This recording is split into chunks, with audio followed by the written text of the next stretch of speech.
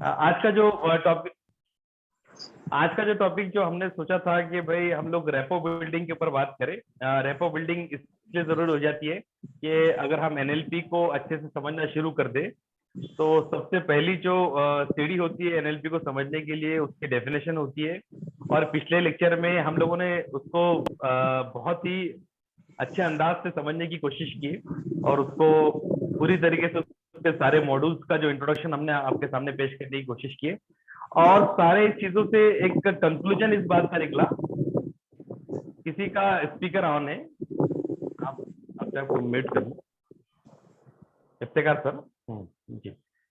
तो last lecture में हम लोगों ने देखा जो एनएलपी का जो बेसिक डेफिनेशन है वो ये है कि एनएलपी को हम लोग इस्तेमाल इसलिए करते हैं कि उससे जो हमारे मोटिव है और ऑब्जेक्टिव है वो सिर्फ और सिर्फ ये है कि हमारा कम्युनिकेशन बेटर हो जाए और कम्युनिकेशन के साथ साथ हमारी पर्सनैलिटी में, हमारे स्वभाव में, हमारे बिहेवियर में और हमारे एटीट्यूड में वो मीन्स डिजायरेबल फ्लेक्सिबिलिटी आ जाए।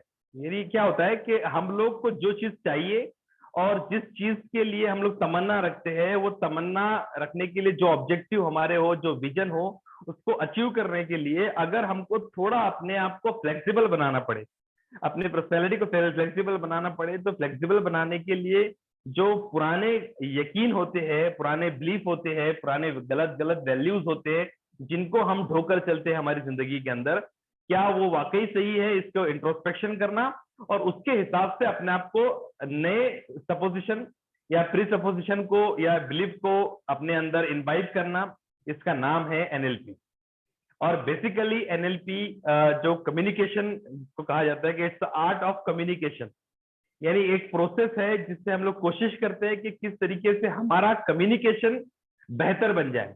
कम्युनिकेशन बेहतर बनना से मुराद सिर्फ यही है कि किस तरीके से हमारे दिमाग में जो कॉन्सेप्ट है वो कॉन्सेप्ट हम लोगों तक पहुंचा दे, एज इट इज पहुंचा दे। इसका अगर हम लोग इसमें कामयाब होते हैं तो हम अपने आप को कह सकते हैं कि हमें कम्युनिकेशन आता है।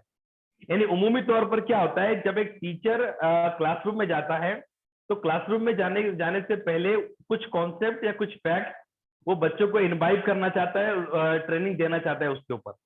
लेकिन कभी कभी क्या होता है कि बहुत ज्यादा लर्नड बिहेवियर होने के बावजूद, बहुत ज्यादा पढ़ा लिखा होने के बावजूद भी ऐसे हजरात जो है अपना नॉलेज जो है वो स्मूथली बच्चों को ट्रांसफर नहीं कर पाते। यानी अगर मैं जानता हूं कि मैं फिजिक्स का कोई अगर थर्मोडायनामिक्स पढ़ा रहा हो या फिजिक्स का इलेक्ट्रोस्टैटिक्स पढ़ा रहा हो या फिर मैं कोई मैथमेटिक्स का ट्रिग्नोमेट्री पढ़ा रहा हो या मेरे पास में कॉन्सेप्ट है, तो असल कम्युनिकेशन का डेफिनेशन हम लोग लास्ट लेक्चर में समझने की कोशिश किए वो ये है कि जितनी एनएलपी या जितना थर्मोडायनिक का कॉन्सेप्ट मैंने सिखाऊ उसको बेहतरीन अंदाज से वैसे ही के वैसे अगर मैंने ट्रांसफर करा दिया या जो सामने वाले को मैंने सिखा दिया या उसको पढ़ा दिया, इसका मतलब है एनएलपी या इसका मतलब है कम्युनिकेशन। अगर अगर कहीं ना कहीं जो कि अक्सर होता है कि बहुत सारे लोगों को कम्युनिकेट करते नहीं आता है, कम्युनिकेट करते नहीं आता है मतलब बातचीत करते नहीं आती ये नहीं, वो अपना मैसेज तो पहुंचा दे रहे लेकिन जिस इंटेंसिटी के साथ में, जिस प्योरिटी के साथ में और जिस एसेंस के साथ में वो नॉलेज ट्रांसफर होना चाहिए उसके उस लेवल से वो या उस म्यार पर वो नहीं पहुंच पाता है।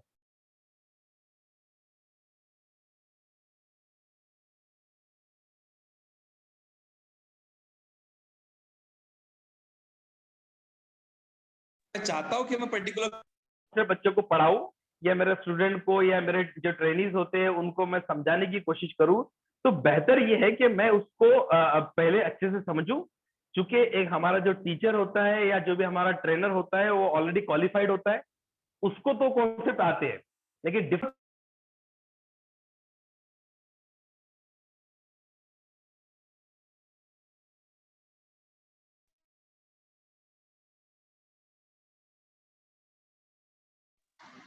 दो लोग डिफरेंस क्या है, एक बेहतर टीचर और एक जिसको समझ में नहीं आ रहा है बच्चों का, उसमें डिफरेंस ये होता है कि दोनों का नॉलेज पॉइंट ऑफ व्यू से या क्वालिफिकेशन पॉइंट ऑफ व्यू से कोई मुकाबला नहीं। दोनों का नॉलेज सेम है, दोनों का इंटेलेक्चुअल सेम है, दोनों का हो सकता है कि लैंग्वेज के ऊपर कमांड भी सही हो, लेकिन फिर भी जो है एक को अच्छा टीचर कहा जा रहा है और एक को खराब टीचर कहा जा रहा है। ये उसी वजह से कि उस नॉलेज को, उस इंफॉर्मेशन को वो कितने अच्छे तरीके से एज इट इज ट्रांसफर कर रहा है, उसकी कैपेबिलिटी दिखाती है कि उसको कम्युनिकेशन पर कितना कमांड है। उम्मीदी तौर पर हम ये समझते हैं कि पर्टिकुलर लैंग्वेज को समझ लेना, किसी लैंग्वेज पर उबूर हासिल करना, यही कम्युनिकेशन है। लेकिन लास्ट लेक्चर में हमने समझने की कोशिश किया कि लैंग्वेज सिर्फ जबान ही नहीं, आपकी गेस्चर, आपका बॉडी लैंग्वेज, आपका फेशियल एक्सप्रेशन, आपका बोलने का तरीका, आपका सोचने का तरीका, इस तरीके से सबका मिलाकर जो आप रिप्रेजेंटेशन करते हैं वो एक्चुअल में कम्युनिकेशन होता है। इस लेक्चर में हम लोग आगे की चीज को समझने की कोशिश करेंगे जो कि बहुत ही ज्यादा किसी भी चीज को इनिशिएट करने के लिए सही साबित होती है, जिसका नाम है रेपो बिल्डिंग। रेपो बिल्डिंग से मेरी मुराद ये है कि अगर मैं कम्युनिकेशन को स्टार्ट कर रहा हूं तो कम्युनिकेशन को स्टार्ट करने से पहले जो मैं ट्रस्ट बिल्ड करूंगा, the process of building the trust and making the environment safe for the client. Client means सामने वाला। अगर मैं आपसे मुखातिब हूं तो आप मेरे क्लाइंट हैं, और मैं अगर कम्युनिकेशन करने वाला हूं तो मेरे लिए रेपो बिल्डिंग का मतलब यह है कि आपके लिए वो डिजायर्ड सेफ इन्वायरमेंट क्रिएट करना जिसमें आपका मुझ पर ट्रस्ट हो, यानी actually the process of making the environment safe and trustworthy, जिसमें आप मेरी बात के ऊपर और मुझ पर भरोसा करेंगे। फॉर एग्जाम्पल के तौर पर एक रेपो बिल्डिंग हमारी ये हुई कि मेरे कहने के ऊपर आपने इस कोर्स में एडमिशन लिया। इस कोर्स में एडमिशन लेना आपका इसीलिए, ये कोर्स में एडमिशन लेने से पहले कहीं ना कहीं हमारा रेपो बिल्ड हुआ। रेपो बिल्ड होने से मुराद मेरी ये है कि कहीं ना कहीं एक ट्रस्ट बिल्ड हुआ। कि ट्रस्ट बिल्ड हुआ, हम लोगों ने डेमो लेक्चर रखने की कोशिश की है, या हमारे मुलाकातें हुई, या हमारी फोन पर डिस्कशन हुए, या हमारे चैट हुई। वो चैट से क्या हुआ, एक इन्वायरमेंट क्रिएट हुआ, और इन्वायरमेंट क्रिएट होने के बाद में ट्रस्ट बिल्डिंग हुई।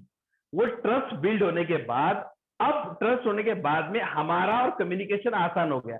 आप इसमें एडमिट हुए, और एडमिट होने के बाद में हमारा कम्युनिकेशन का सिलसिला या नॉलेज ट्रांसफर का सिलसिला शुरू हुआ, और गुज़िश्ता कई महीनों से सिलसिला चलता आ रहा है।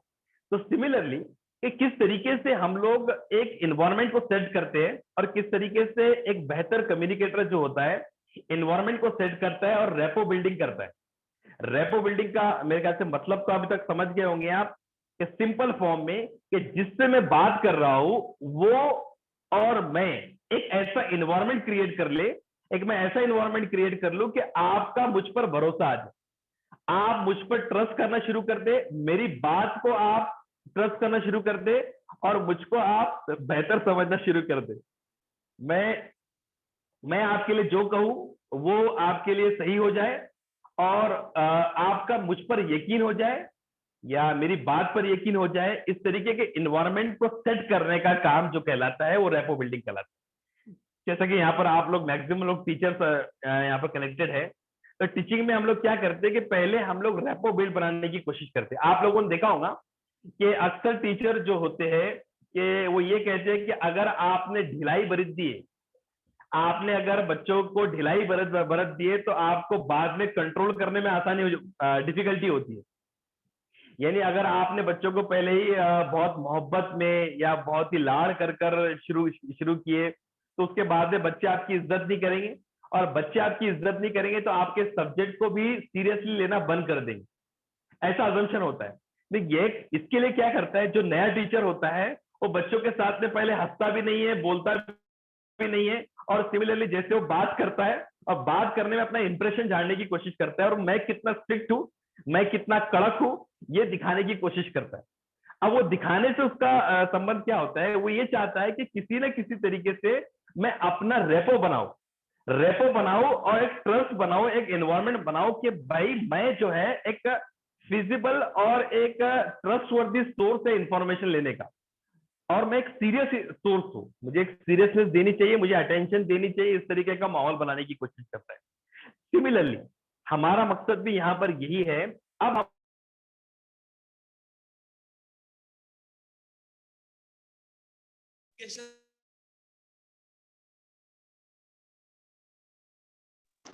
यहाँ कम्युनिकेशन से हम लोग करते हैं कि भाई इन पर्सन कम्युनिकेशन या फिर पब्लिक स्पीकिंग का कम्युनिकेशन, या तो मैं आपसे इंडिविजुअली बात करूं या फिर मैं आपसे किसी मजमे के अंदर, किसी ग्रुप के अंदर मुखातिब हूं।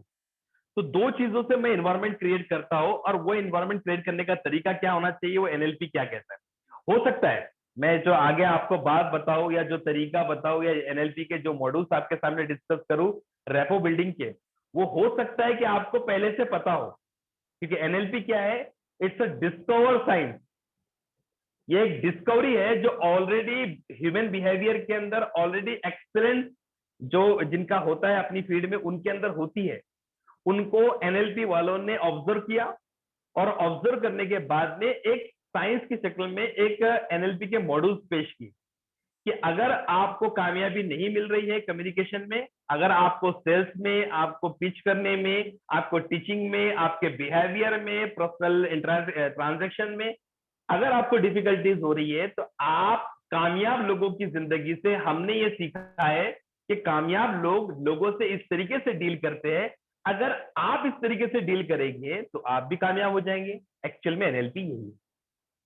इसको जो कामयाब टीचर होंगे या जो बेहतरीन टीचर होंगे ऑलरेडी अपने लेक्चर्स में अनकॉन्शियसली इस्तेमाल कर रहे होंगे, लेकिन उनको पता नहीं कि इस पे एनएलपी कहा जाता है। जब हम लोग आगे इसको बढ़ता जाए देखेंगे तो हो सकता है कि हम लोग को पता चले कि हाँ ये तो मैं इस्तेमाल करता हूं।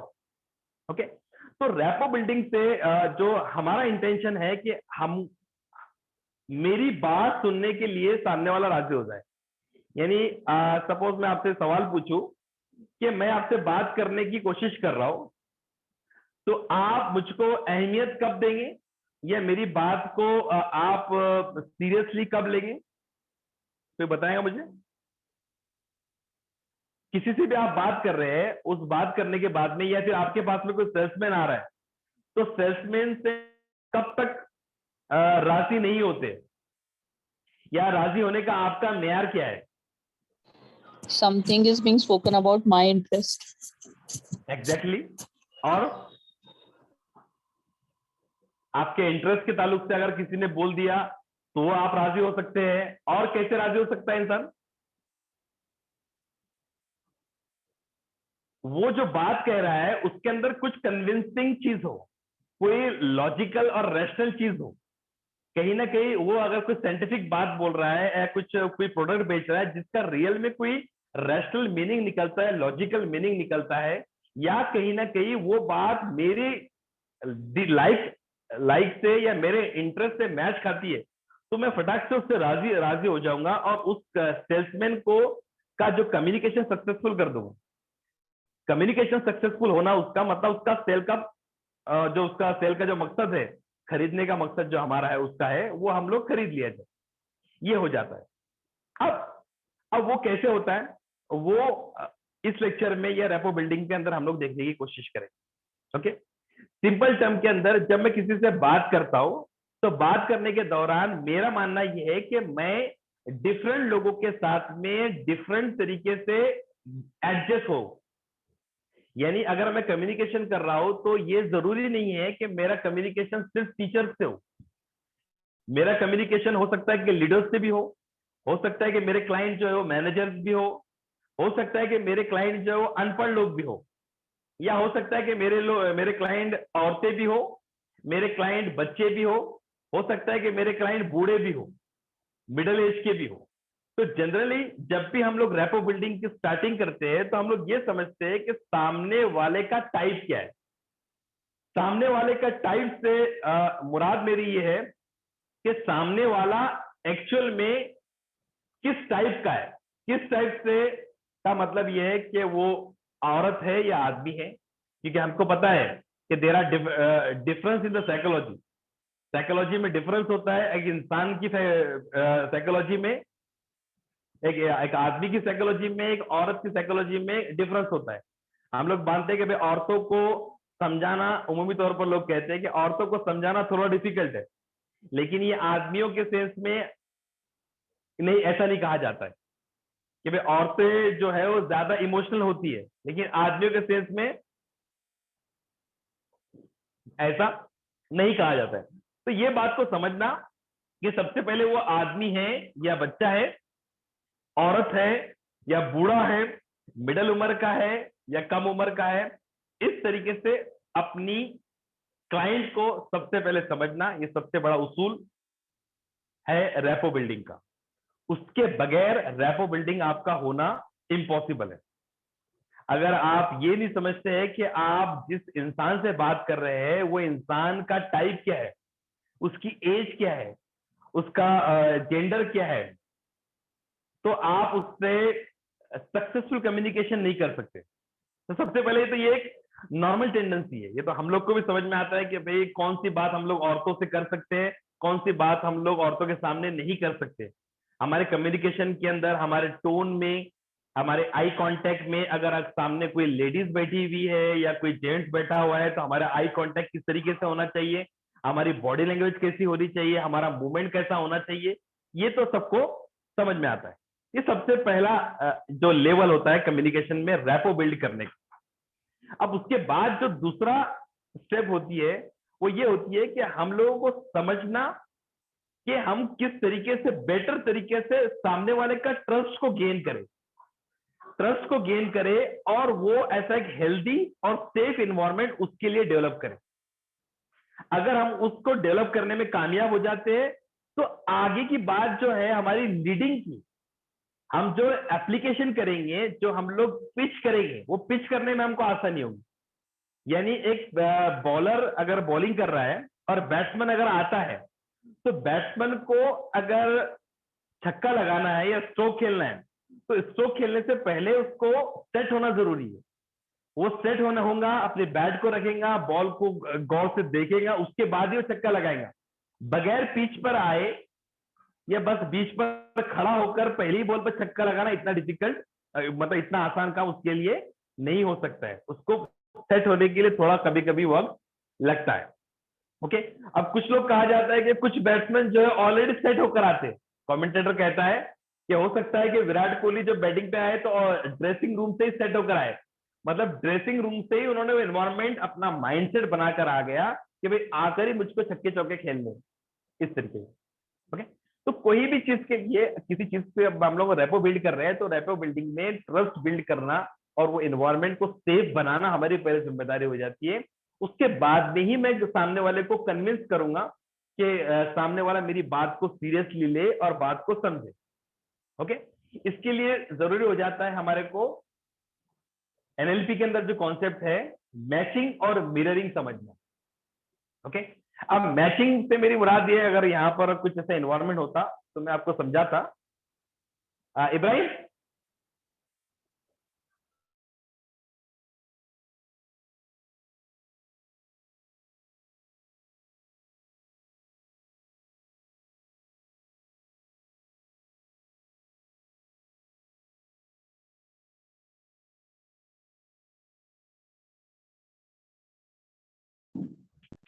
इस्तेमाल होते हैं जो हम लोग यहाँ समझने की कोशिश करेंगे। एक चीज मिररिंग को समझना और दूसरा कॉन्सेप्ट हमारे यहाँ पर है मैचिंग को समझना। अच्छा, मुझे आप बताइए, मैं अगर आपको डेमो दिखाऊं, मेरे बेटे के साथ में आपको डेमो दिखाता हूँ कि किस तरीके से हम लोग मिरर और मैचिंग का डिफरेंस समझेंगे। पहले मुझे आप बताइए, आप लोग यहाँ पर जुड़े हुए हैं, आप क्या समझते हैं मिरर का मतलब और मैचिंग का मतलब, please. Iftikhar sir, Wasim sir, Nazia ma'am. Matching का मतलब रेप्लिकेट करना, जो सामने वाला कर रहा है वैसा ही बिहेवियर अगर हम शो करें तो इट विल बी मैचिंग। और मिररिंग का मतलब कुछ ऐसा अपोजिट करना, जैसे अगर हम मिरर में खड़े हों तो हमारा राइट हैंड जो है वो वहां पर लेफ्ट दिखाई देगा, तो उस टाइप का कुछ मिरर इमेज जो है वो एग्जैक्टली उसके जैसा नहीं बनाना, लेकिन ऐसे अपोजिट बनाना कि कंफर्टेबल फील करने लगे, वो आई थिंक मिरर है। जी, इफ्तिकार सर, आप क्या बोलते हैं? जी सर, बराबर है सर। जी, तो यहाँ पर थोड़ा डिफरेंस है। जैसा कि मैंने कहा कि मिरर का मतलब होता है, एनएलपी के अंदर मिरर का मतलब निकाला जाता है कि एग्जैक्टली सेम, कि अगर सामने मैं अगर इसको पकड़ो, अगर मैं मिरर से मेरी मुराद ये है कि अगर मैं आईने के सामने खड़ा हूं, तो आईने के सामने खड़ा हूं मैं, तो अगर मैं ये हाथ को उठाता हूं तो सामने वाला आईने के अंदर भी मुझे मेरा यही हाथ उठेगा। भले वो मिरर के जो जो कॉम्बिनेशन होता है उसकी वजह से वो ये दिखेगा कि अगर यहाँ राइट है तो वहां पर लेफ्ट दिखेगा, लेकिन यहाँ पर मिररिंग का मतलब होता है कि एग्जैक्टली रिप्लिका। फॉर एग्जाम्पल अगर ये मेरा बच्चा बैठा हुआ है यहाँ पर, ये मेरा बच्चा बैठा हुआ है और मैं इससे इसके तरफ हाथ दिखा रहा हूं, ओके, अब इसके पर हाथ दिखा रहा हूं हाथ मिलाने के लिए, तो ये मैं अगर इस तरफ ये साइड का हाथ दे रहा हूं राइट साइड, तो इसका मिररिंग क्या होगा, ये होगा एग्जैक्टली अपोजिट, मतलब एक उसकी तरह बिल्कुल। तो अगर मैं उससे हाथ मिलाऊं और उससे हाथ मिलाने की ऐसी कोशिश करूं तो ये मिररिंग हुआ, ओके। फॉर एग्जाम्पल अगर ये इसको हाथ पैर को यहां पर रखो, पैर को यहां रखो, बैठ अच्छे से। ये सपोज मैंने पैर को दूसरे पैर के ऊपर रखा, उम्मीदी तौर पर हम लोग ऐसा बैठते हैं, ओके। अब अगर हम दोनों सामने बैठे हुए, ओके, हम दोनों कम्युनिकेट कर रहे हैं और कम्युनिकेशन के दौरान अगर ये मेरा बेटा अगर मुझको मिररिंग कर रहा है, मिररिंग कर रहा है मतलब अगर वो भी ऐसा ही कर दे, मतलब वो भी ये वाला पैर उसका उठाए और यहां रख दे, तो हमारे दोनों के पैर आप देख रहे हैं कि दोनों के पैर जो है टकराएंगे। तो दोनों के पैर टकराएंगे मतलब कहीं ना कहीं डिस्कंफर्ट वाली सिचुएशन लग रही है, ओके। अगर मैं उससे हाथ मिला रहा हूं और हाथ मिलाने की कोशिश कर रहा हूं और जैसा उसका हाथ है मैं भी हाथ रखने की वैसे कोशिश कर रहा हूं, तो ये मिररिंग हो रही है, तो कहीं ना कहीं डिस्कंफर्ट की सिचुएशन है। ये केस में ये मिररिंग है। तो मिररिंग और मैचिंग से मेरी मुराद ये है कि ये इसका शर्ट येलो कलर का है तो और पैंट जो है वो ब्लू कलर की है, ओके। तो हम लोग जब कपड़े खरीदते हैं तो कपड़े खरीदने में हम लोग क्या देखते हैं कि इसका एग्जैक्टली कॉन्ट्रास्ट चाहिए।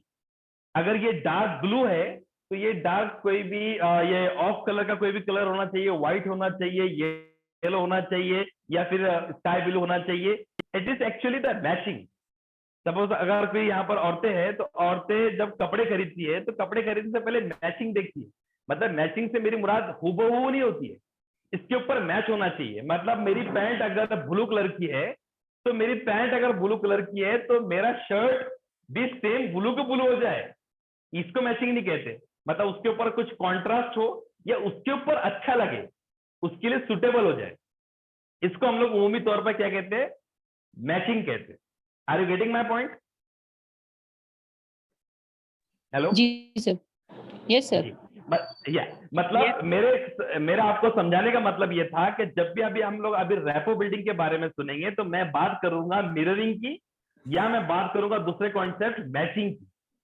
तो मिररिंग का मतलब ये होता है कि सामने वाले के जैसा पूरा बन जाना, एज इट इज बन जाना। एज इट इज बन जाना मतलब उसका इक्वल टू बन जाना या उसका सिमिलर बन जाना, ओके।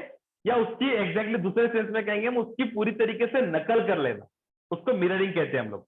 और दूसरा टर्म मैंने कहा आपको, अगर आपको रैपो बिल्ड करना है तो आपको दूसरा वर्ड इस्तेमाल करना पड़ेगा जो एनएलपी में खास तौर पर इस्तेमाल होता है, वो है मैचिंग। मैचिंग का मतलब सिंपली टर्म के अंदर एज इट इज नहीं। मैचिंग मतलब क्या है कि अगर उसका हाथ ऐसा है, वो हाथ मिला रहा है राइट हैंड से, तो बेहतर कॉम्बिनेशन क्या होगा कि मैं इधर वाले से मिलाऊं ताकि कंफर्टनेस दोनों के अंदर इस तरीके से जाहिर हो, ओके। अगर वो ऐसा बैठा हुआ है पैर को दूसरे पैर पर रखकर, तो अगर मैं भी ऐसे रख दूं, दिख रहा है आपको, तो ये डिस्कंफर्ट की सिचुएशन है। तो मैं क्या करूं, मैं उसको मैचिंग करूं। अगर वो ऐसा कर रहा है तो मैं ऐसा करूं, ओके। क्योंकि ये सब चीजें क्या होती है, ये सब चीजें जब मैं आगे आपको बताने की कोशिश करूंगा तो ये रैपो बिल्डिंग के अंदर असर करती है। कैसे करती है मैं आगे बताता हूं आपको। तो आपको क्या करना है, आपको जो एक्यूट एक्सपीरियंस होते हैं उसमें आपको मिररिंग करनी है, ओके। मतलब सॉरी, उसमें आपको मैचिंग करनी है। और जो बिहेवियर होते हैं उसमें आपको मिररिंग करने की है। मतलब कि सपोज अगर मैं इंटरव्यू देने के लिए जा रहा हूं और इंटरव्यू देने के लिए मेरा मकसद ये है कि मेरा कम्युनिकेशन सक्सेसफुल कब होगा, जब मेरा इंटरव्यू सक्सेसफुली कंडक्ट हो जाए और मेरा सिलेक्शन हो जाए। अब सिलेक्शन में मुझे एनएलपी का इस्तेमाल करना है। ओके, अब आप मेरे पास में इंटरव्यू के लिए आ रहे हैं, तो जनरली इंटरव्यू के लिए आने से पहले आप क्या करते हैं, क्या करते हैं इंटरव्यू से आने से पहले? Preparation on the topic for which the vacancy is available. Exactly आप प्रिपरेशन करते हैं और क्या करते हैं? अगर आपको पता है कि मैं एहसान सैयद की कंपनी में इंटरव्यू देने के लिए जा रही हूं, तो what would be your approach? आप क्या चाहेंगे कि भाई मुझे पता है कि ईएसआरडीसी के अंदर मैं इंटरव्यू देने के लिए जा रही हूँ, एक काउंसलर की पोस्ट है, एहसान सैयद जो है वहां पर हो सकता है उसके डायरेक्टर हो या सीईओ, वो मेरा इंटरव्यू लेने वाले हैं। ये इंफॉर्मेशन आपने गैदर किया, और गैदर करने के बाद में आपका प्रिपरेशन का स्ट्रेटेजी या अप्रोच कैसा होगा, कैसा होगा? एहसान Brushing सैयद up के on जो the सुटेबल knowledge of होगा। my skill. जी, सुटेबल होगा जैसा। और मैडम कुछ बोले आपने? I said, sir, brushing up on the knowledge of my skill and communication Exactly. strategies. हाँ, तो ये कम्युनिकेशन स्ट्रेटजी करने की कोशिश करूंगा मैं। और जैसा कि वसीम सर ने कहाँ पर डिसीजन मेकर कौन है? आपका क्लाइंट है। और आपका क्लाइंट कौन है? जिससे आप कम्युनिकेट करने वाले। तो इस सेंस के अंदर ये पता है कि इंटरव्यूअर मैं हूं, इंटरव्यू लेने वाला मैं हूं, और इंटरव्यू लेने के दौरान ये मेरा मामला हो जाएगा कि मैं किस तरीके से इंटरव्यूअर को कन्विंस करूं, इंटरव्यूअर को अपनी जहानत का या अपने इंटेलेक्चुअल का जो लोहा मनवाना है वो मनवाने का मैं काम कर दूं, तो मेरा कम्युनिकेशन सक्सेसफुल हो जाएगा। तो इस सेंस में हमको क्या करना है कि हमको जब किसी से बात को इनिशिएट करना है, तो सबसे पहले जाने से पहले हम लोग को तैयारी ये करनी है कि जिस इंसान से मैं कम्युनिकेशन करने जा रहा हूं, मुझे पता है उसका बैकग्राउंड क्या है। इसलिए मैं क्या करता हूँ, सोशल मीडिया पे उसका प्रोफाइल चेक कर लेता हूँ कि भाई एहसान सैयद का प्रोफाइल क्या है, किस तरीके के पोस्ट को उसने लाइक किया हुआ है, किस तरीके के पोस्ट को उसने डिसलाइक किया हुआ है या देखा नहीं है, या किस तरीके के कमेंट्स उसने डाला हुआ है। तो हमको उसकी पर्सनैलिटी के बहुत सारे क्लूज मिल जाते हैं कि भाई ये इंसान एजुकेशनल बैकग्राउंड का है, या बिजनेस बैकग्राउंड का है, या फिल्म इंडस्ट्री बैकग्राउंड का है, या किस तरीके के उसके लाइक्स है, किस तरीके के उसके इंटरेस्ट है, किस तरीके के पोस्ट पे उसने कमेंट्स किया हुआ है, ये सारा हमको मिल जाएगा। तो ये सारे इंफॉर्मेशन हमको मिल जाएंगी, और साथ ही साथ उसका प्रोफेशन क्या है, उसका एक्सपर्टाइज क्या है, ये सारी चीजें भी हमको हो सकता है कि उसकी वेबसाइट से या उसकी कंपनी की वेबसाइट से सारी चीजें हमको मिल जाए। ओके, अब जब मैं उसके साथ में जब खड़ा होऊंगा, तो खड़ा होने के दौरान मैं उसके साथ में हो सकता है उनसे परमिशन लेके मैं बैठ जाऊं। ओके, अब बैठने के दौरान जो मेरी रैपो बिल्डिंग शुरू होगी, तो रैपो बिल्डिंग शुरू हो जाती है मेरे बैठने के साथ में। अब जब मैं बैठ रहा हूं, तो आप देखेंगे तो बैठने से भी मुराद हो जाती है कि सामने वाला कैसा बैठा हुआ है, उसकी मोडेलिटी क्या है। सपोज अगर उसकी मोडेलिटी, जैसा कि मैंने कहा था आपको, मोडेलिटी का मतलब लास्ट लेक्चर के अंदर हम इसके ऊपर एक अलग से एक लेक्चर लेंगे मोडेलिटी को समझने के लिए। मोडेलिटी का मतलब होता है कि किसी इंसान का प्रिफर्ड वे, यानी अगर मैं सपोज मैं पसंद करता हूं कि मैं विजुअल हूं, तो मैं विजुअल जो चीजें होती है उनको आसानी से कन्विंस हो जाता हूं। कभी कभी कुछ लोग कैनेस्थेटिक होते हैं, यानी उनको इमोशंस, उनको जज्बात से ही वो कन्विंस होते हैं। कुछ लोग होते हैं जिनको ऑडिटरी, अच्छी जबान में आप लोग बोलेंगे, अच्छे अल्फाज का इस्तेमाल करके बोलेंगे, अच्छी टोन के साथ में बोलेंगे, तब जाकर वो कन्विंस होते हैं, उनका प्रिफर्ड वे होता है। तो मोडालिटी से मुराद मेरी ये है कि इंसान का preferred way of getting the information को, नॉलेज को लेने का उनका प्रिफर्ड तरीका क्या है। तो सपोज वो कुर्सी चेयर पे बैठा हुआ है, तो वो चेयर पे बैठा हुआ है, तो वो चेयर पर कैसा बैठा हुआ है। सपोज वो विजुअल है, तो विजुअल लोग जनरली तौर कैसे बैठते हैं, चेयर पर आगे की तरफ बैठते हैं। कुछ लोग जो होते हैं चेयर पर पीछे की तरफ बैठते हैं, ऐसे बैठते हैं। तो आपको क्या करना है कि जो जाहिरी चीजें हैं, जाहिरी चीजों को आपको मिररिंग कर, जाहिरी चीजों को आपको मैचिंग करने की है। मतलब मैचिंग करने से मुराद ये है कि सपोज सामने वाला ऐसे बैठा हुआ है चेयर के ऊपर, और आप अगर चेयर के ऊपर जाकर ऐसे बैठ जाते, तो will it be good to see, क्या कहते हैं आप लोग? सामने वाला चेयर के ऊपर, टेबल के ऊपर ऐसा बैठा हुआ है, आगे की तरफ ढकेल कर, और आगे की तरफ ढकेल कर ऐसे उसके बैठा हुआ है, और आप चेयर पर आ रहे हैं और आप कह रहे हैं hi good morning, and good morning आपको कह रहा है प्लीज सिट डाउन, तो आप बैठ कर ऐसा करके ऐसे बैठ जा रहे हैं। तो व्हाट इट शोज, ये क्या दिखाएगा? आपने क्या किया? Give a wrong impression. Yes, wrong information, या एनएलपी में इसको कहा जाता है कि आपने मैचिंग प्रॉपर नहीं किया। आपने मैचिंग कैसे किया?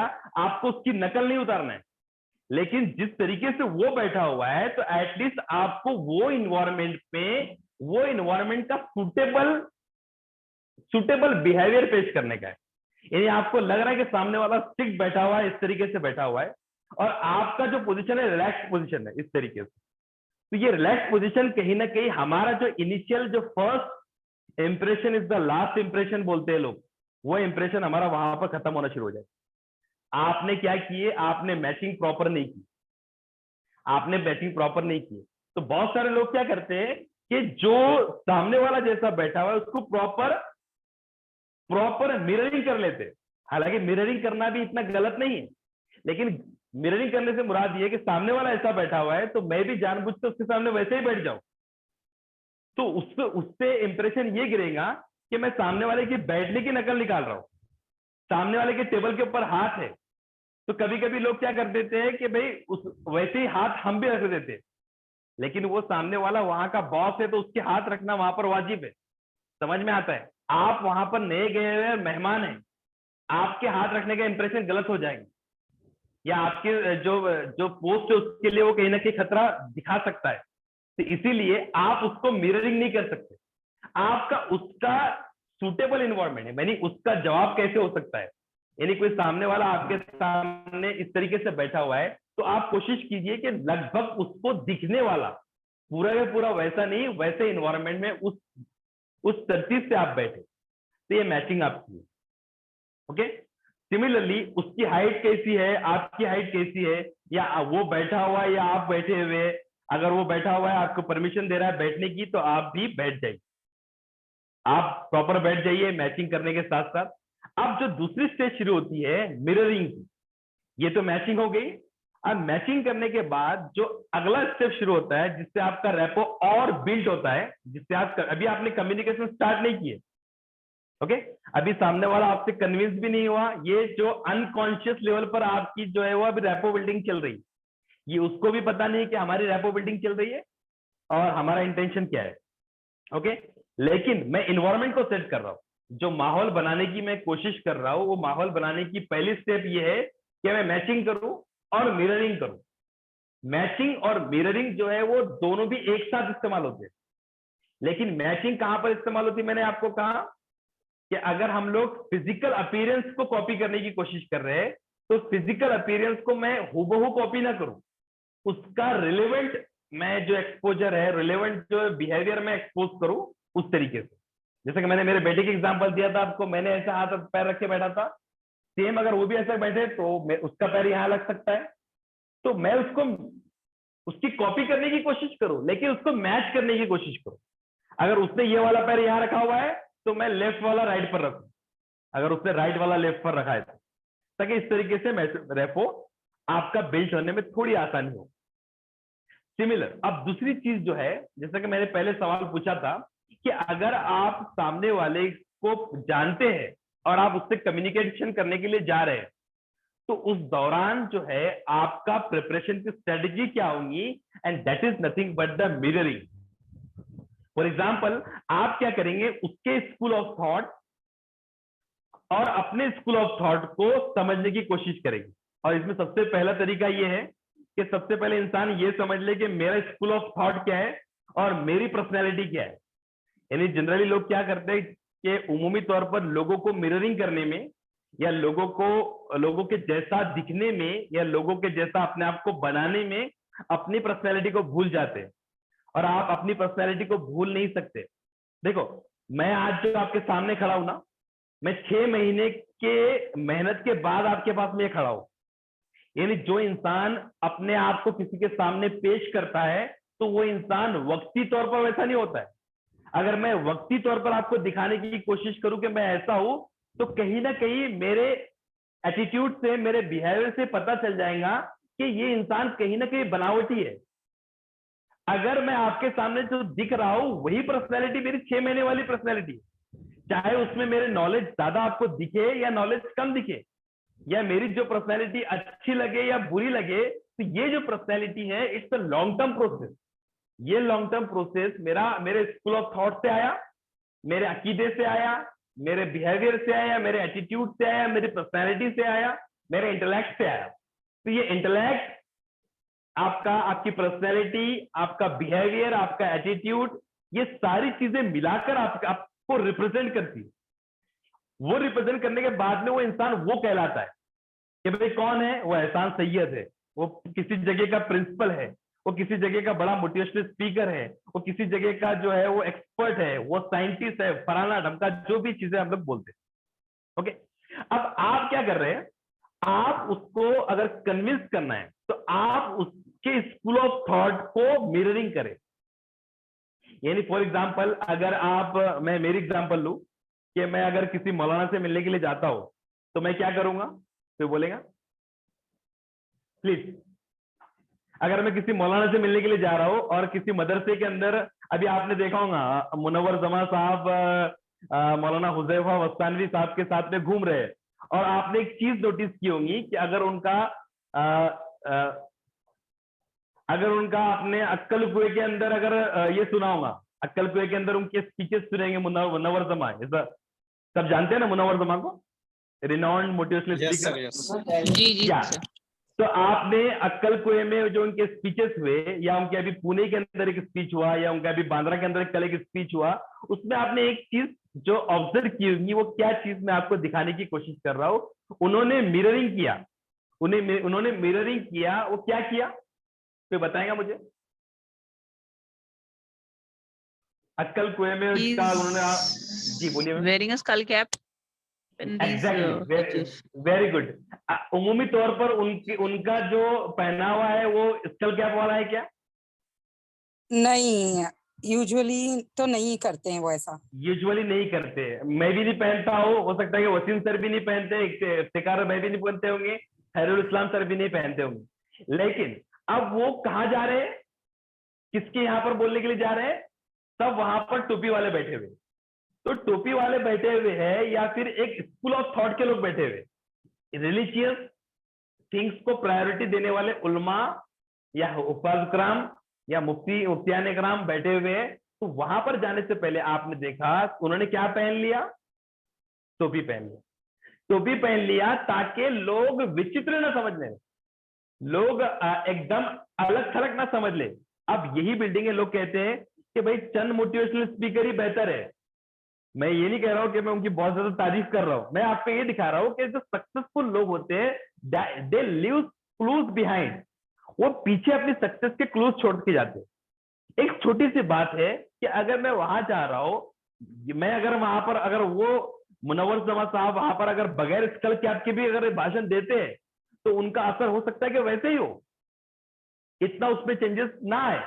लेकिन उन्होंने क्या किया कि अपने स्कूल ऑफ थॉट को एक तरफ रखिए कि मेरा स्कूल ऑफ थॉट क्या है, मेरा नजरिया क्या है, मेरा अकीदा क्या है, वो एक तरफ, मेरा नजरिया मेरे नजदीक बेहतर, लेकिन मैं दूसरे के नजरिए को या दूसरे के स्कूल ऑफ थॉट को रिस्पेक्ट दूं। दूसरे के स्कूल ऑफ थॉट को रिस्पेक्ट देना मतलब मैं क्या कर रहा हूं, मिररिंग कर रहा हूं। तो we have to mirror the school of thought, thinking, personality, intellectual level. अब वो मिररिंग मैंने किया। अब मिररिंग करने के बाद में मैं रेपो शुरू हुआ। अब मैं बोलने के दौरान क्या बोल रहा हूं कि भाई उलमा इकराम मेरे नजदीक हीरो है। उनके अक्सर बयान आपने सुने होंगे, यास्मीन मैडम ने जब शायद अक्सर सुने होंगे उनके बयान कि भाई उलमा इकराम मेरे लिए हीरो है।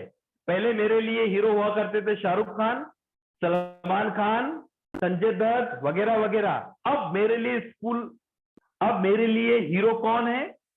मेरे लिए मौलाना सज्जाद नोमानी साहब, वहां पर स्टेज के ऊपर कोई दूसरे बैठे हुए, अजमल साहब वगैरह वगैरह। तो ये क्या था एक्चुअल में? This is actually the bouncer. And this is actually the sixer. ताकि मुझे अपने स्पीच की स्टार्टिंग करनी है तो मुझे क्या करना है, मुझे मिररिंग करनी है। मुझे मिररिंग करनी है तब जाके सामने वाला इंसान मुझको अपने जैसा समझेगा।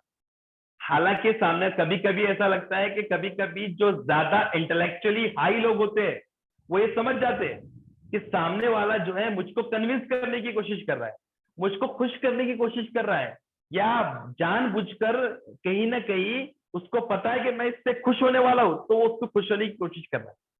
अब उसको डिप्लोमेटिकली इस्तेमाल करना, उसको डिप्लोमेटिकली इस्तेमाल करके भाई कि सामने वाले को ये एहसास भी ना हो कि मैं पूरी तरीके से ये जो चीजें बोल रहा हूं उनको खुश करने के लिए बोल रहा हूं, नहीं।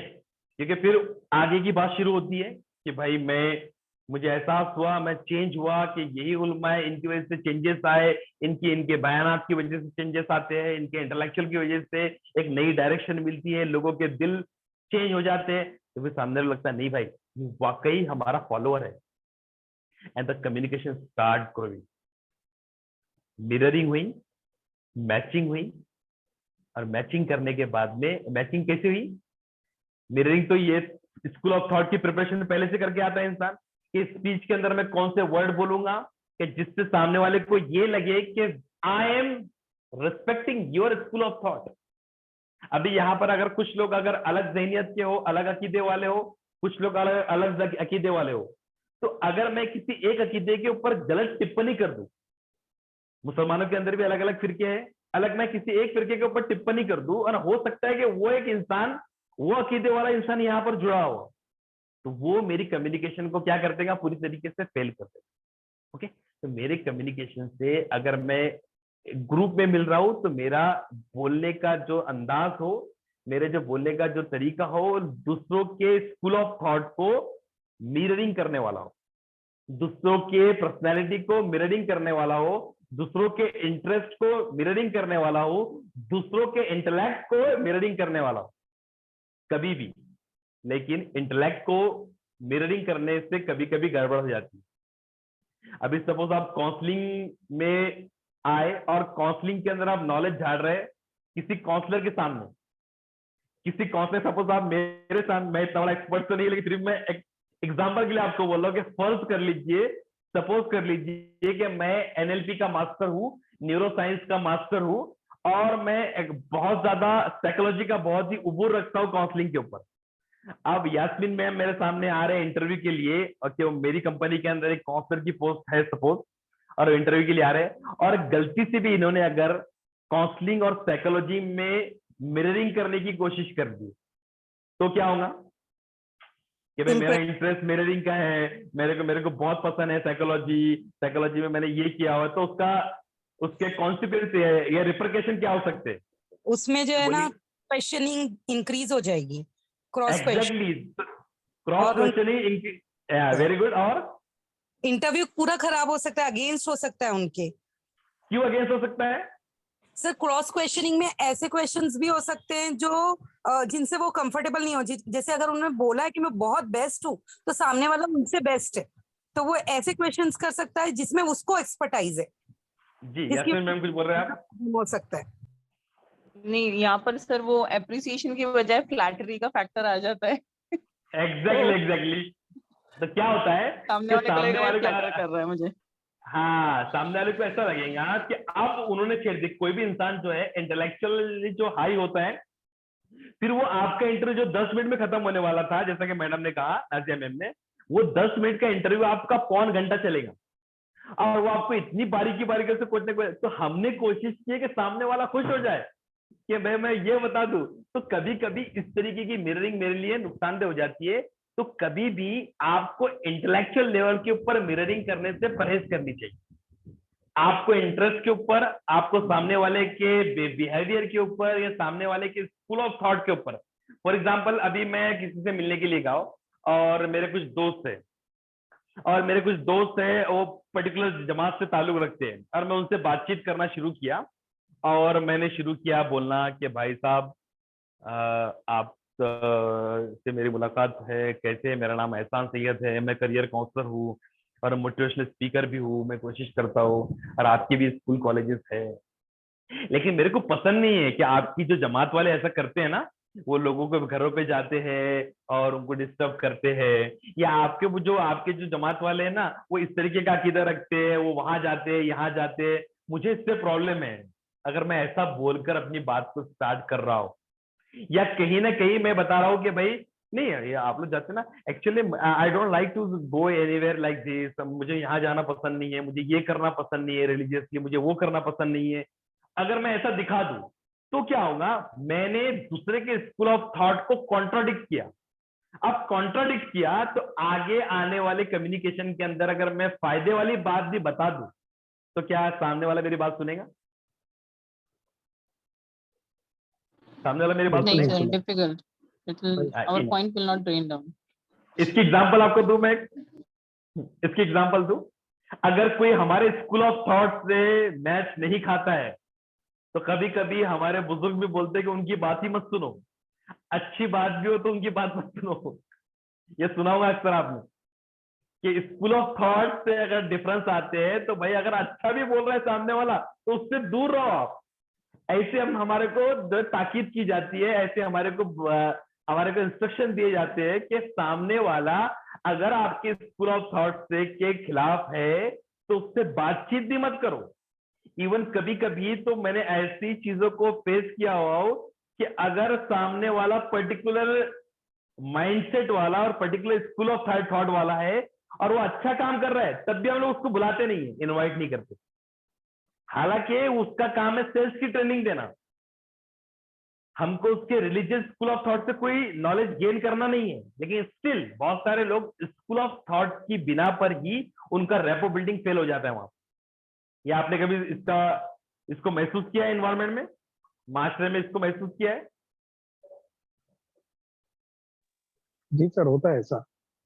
बिल्कुल। अब क्यों होता है? अब वो सामने वाले का इंटेलेक्चुअल से उनको कुछ प्रॉब्लम है, सामने वाले की जहनियत से, सामने वाले की स्मार्टनेस से, सामने वाले के टैलेंट से उनको कोई प्रॉब्लम नहीं, एंड दे एग्री कि वो सामने वाला बंदा जो है उस फील्ड का माहिर है, उस फील्ड का मास्टर है, उस फील्ड का स्टार है, ब्लॉकबस्टर है, लेकिन स्टिल सिर्फ एक चीज की वजह से वो उससे बातचीत या उसकी बात सुनना भी पसंद नहीं करता। तो अगर हम लोग किसी से इंटरेक्ट कर ले रहे हैं और उसके स्कूल ऑफ थॉट से हमने अगर कुछ ना कुछ कॉन्ट्राडिक्टरी बोल दी तो खत्म हो जाता है। तो that's why if you want to build a rapport building के लिए या कम्युनिकेशन स्टार्ट करने से पहले जो प्रोसेस होता है, that process is called a process of making the trust and making the environment safe for the client to get the information. ऐसा तरीका कम्युनिकेशन स्टार्ट करने से पहले जो एक सेफ इन्वायरमेंट बनाए क्लाइंट के लिए। देखो हमारा मकसद क्या है, हम लोग कभी कभी क्या हो जाते हैं, बीइंग अ टीचर ऑल्सो और बीइंग अ इंस्ट्रक्टर और बीइंग अ ट्रेनर ऑल्सो, कि हम लोग समझते हैं कि माइक हमारे पास में आ गया या हमारे पास में बोर्ड आ गया, हमारे पास में अगर कलम आ गई तो हम लोग क्या समझते हैं कि वी आर दी ग्रेट, हम ये समझते हैं। अब हम लोग क्या समझते हैं, we don't bother about the behaviour of the student. हमको स्टूडेंट के बिहेवियर से अब कोई संबंध नहीं है, हम स्टूडेंट की कंफर्ट जोन से हमको कोई फर्क नहीं पड़ता है, हमको उनकी सेफ्टी से कोई कंफर्ट जोन से फर्क नहीं पड़ता है। हम क्या करते हैं, जब हम यहाँ खड़े हो जाते हैं टीचिंग के ब्लैक बोर्ड के पास में या व्हाइट बोर्ड के पास में, अब हमारा इंटेंशन क्या हो जाता है कि अब मैं ही सबसे बड़ा, दुनिया के सबसे लोग मेरे से छोटे। तो उस वक्त में क्या होता है कि जब मैं बच्चों से मुखातिब हो रहा हूं तो बच्चों की थिंकिंग, बच्चों के लाइक डिसलाइक, बच्चों की दुखती हुई रग, बच्चों के जज्बात, बच्चों के इमोशंस, उनके स्कूल ऑफ थॉट के साथ साथ उनके इमोशंस, उनके लाइक, उनके डिसलाइक, उनके इंटरेस्ट, अगर मैं कहीं ना कहीं अपने आप को इंपॉर्टेंस देने के चक्कर में, अपने आप को ज्यादा अहमियत देने के चक्कर में ईगो की शक्ल इख्तियार कर लेता हूं, और ईगो की शक्ल इख्तियार करने के बाद में ऐसे अल्फाज बोल देता हूं स्टार्टिंग के अंदर ही, जैसा कि बहुत सारे लोग बोलते हैं टीचर इंटर हो रहा है, कि मैं क्लासरूम के अंदर इंटर हो रहा हूं, और क्लासरूम के अंदर इंटर होने से अक्सर स्कूल के अंदर जो बच्चे शरारत करते हैं उनके नाम आते हैं।